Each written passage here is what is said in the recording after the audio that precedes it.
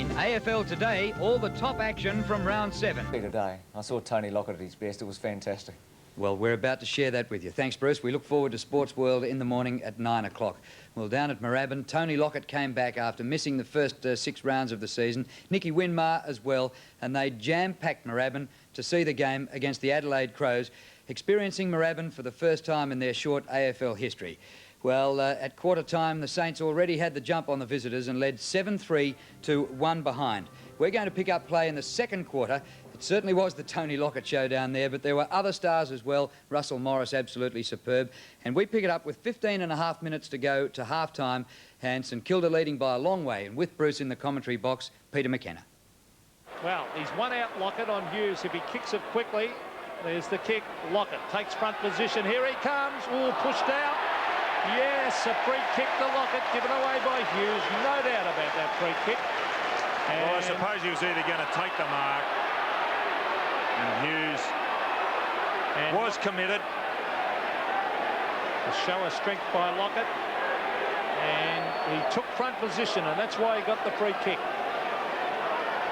Now watch this on replay. Oh yeah, across the ear. No wonder Lockett was remonstrating. He's kicked 5. What a comeback. Unbelievable. Probably not fit as far as match fitness, certainly not. And he's lining up for his 6th goal. Well, he is a great player. Tony Lockett.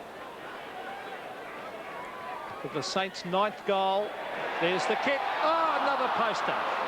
Bad luck.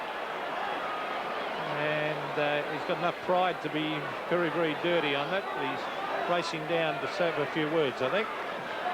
8-5-1-4. Lee. Hughes, oh gee, Lockett's just charged into him there. It's against Lockett. And so it should be. Pretty ordinary performance, that one, by the big fella. I agree. I tell you what, that was very close to reportable. Well, he just took his eye off the foot. He's given 50 metres away, and the reason he has is because he trod on Hughes' head. Here we go. There we go. Well, if Dermot, that was fair enough. That was fair enough. If Dermot Brereton had seen that one, he got 5 weeks for the similar Peter, thing. it was different. You can't compare the two of them. You reckon, Don? My word. It was different, was it? My word, completely different. Hughes to Marshall. And there'll be a throw-in. Well, you might get an argument on that one, Donny. You'll get it from me for a start, but it wouldn't be hard to argue with you anyway. It'll be interesting. Hughes has gone back to Stan Lockett now, and I think a few words might be said. Well, the whole point, the ball wasn't there, was it? Daniels to Craven, who's been the best of the Rovers. Rice the target here, all Winmar. Oh, Specky to Rice. Lockett one out again. He'll kick it to him again, and he'll take another one. Well, you can mouth off and let Danny know all about it, but no one could have stopped Lockett there. It was quite interesting. As that ball was coming down, and just before Rice marked the ball, Lockett had his back to the play. I mean, he's really hit a purple patch. Then he leads out. He's in front of Hughes. He's not quick, Hughes. Well, but the ball was delivered so well out in front of him. Well, I mean, this is just a purple patch, Peter, isn't it? Well, the way St Kilda are playing, no one, it was not Danny Hughes' fault. No one will stop Lockett because they're kicking so well to him, and you've got a champion full forward leading. So, and they're giving him some room, which is all important. He had a paddock to run into there.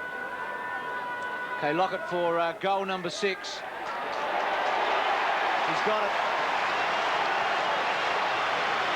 Well, it's Don mentioned unbelievable earlier on. And again, Hughes and Lockett are at it. You can see Hughes with a bloodied nose. And it's 9-5 to 1-4. And Bruce, that's where he's so good, Lockett, though. He does intimidate opponents, you know, with his size and strength. And not many full forwards are normally copying it from backmen. But Lockett gives as much as he takes. You can see the cut above the eye of Danny Hughes. And that'll be the emergency umpire out there talking to Lockett and Hughes. 9-5 plays 1-4. Mickett trying to get it out of the centre to Lindsay. Lindsay to half forward. This is Hart versus Cummings. To half back is Grant Filkey. They need to get something moving, the Crows. Marshall, he's been good. Hodges, I know he's playing today, socket off the ground by Clue. Went about 50 metres and straight over the line. But well, he's well on record to kick to set a record, isn't he, Lockett? He's got 6 to date, and we're only halfway through the second quarter. The record is 14, held by John Coleman back in 1954. Klug, McDermott, snapped by Bickley, and just missing. So the Crows are up to 1-5 to 9-5. The emergency umpire, as we showed you as we first came back from that break, talking to Lockett, and the Adelaide runner has gone out to talk to Hughes, and we believe Smart's about to come back on. So it's all happening here. 9-5, 1-5. Lowe. So aren't they a better side suddenly with Lockett and Winmar, because Lowe's got a bit of freedom and the permutations are so much more and so varied. There's Morris, missed by Lindsay, Coughlin, Pekin, Daniels caught by Lindsay, Pekin again, free kick to Daniels. Well, Bruce, it's two champions coming back into the side. There's Kitsky about to come on. Oh, Dean Rice has dropped the sitter. Scott Lee. Kitsky on, Vidovic off for the Saints. Here's Muller. Burke, oh, they're playing with confidence. Ralph Smith, McAdam. Oh, grabbed that down quickly. Good play, McAdam. They're all playing well. Oh, this is good by Ralph Smith. He delivered the ball. Ralph Smith has followed on to half forward. Where's Lockett? Here he comes at the back. Can he get there? He flies. 2 bites. It's a mark. Oh, he's on fire, Tony Lockett. He's kicked 6. And he will kick from 35 directly in front. And the St.Kilda crowd are ecstatic. Well, he's behind this time. Makes first grab at it. Micken doing the right thing in front, but Lockett just too high. And Hughes coming off.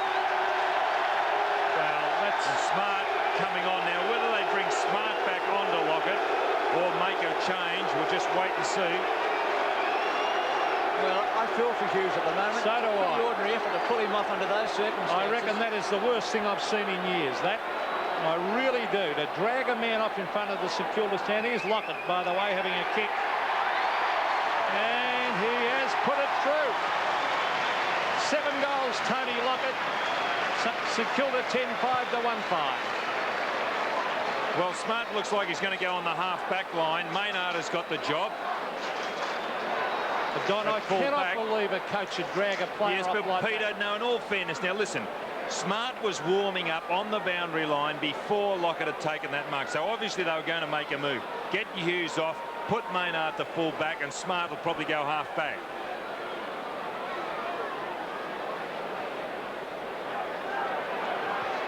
Well, 65 to 11 at Moorabbin. Free kick to Lowe.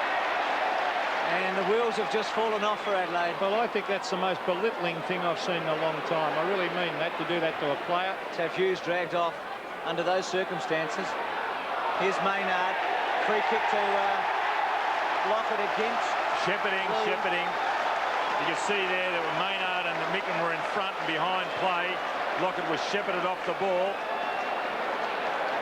And Scott Lee there protesting. Oh, I thought they were a little bit stiff there. Well, I mean, Peter, it's shepherding. I'd like to see it again. Now, have a look. Well, there, see, he had he did not have any intent on the ball whatsoever, Scott Lee. I thought the guy held his ground. Yeah, but he didn't. You're allowed to hold your ground in football, Don. Well, Murphy's gone off and Hughes has come back on. So, Lockett for number 8. You better get that record book out, Donny, because he's put it through. It's another one. A kick 8 before half-time. Well, I'll tell you something. The league record is in a chance today. 17 goals is the, or is it 18, Don? I'll have to check on that. Here's a kick to the half-forward line. Bartlett, he's kicked 8, and he has been magnificent. What a great comeback, and it has really lifted the crowd. Lindsay to half-forward. Danny Hughes back on the ground. To the half-forward line goes Hughes. Hart trapped it well, doesn't get the bounce. Now he's got a Darryl Hart. Hand pass back. Jamison has got it. Tries a banana kick and hits the post. That deserved a goal. It was a good attempt, but the Crows cannot do a thing right. Well, he should have really centred that ball back in, because Bickley was back in the centre of the ground. Had he just lifted his eyes, he would have spotted Bickley by himself.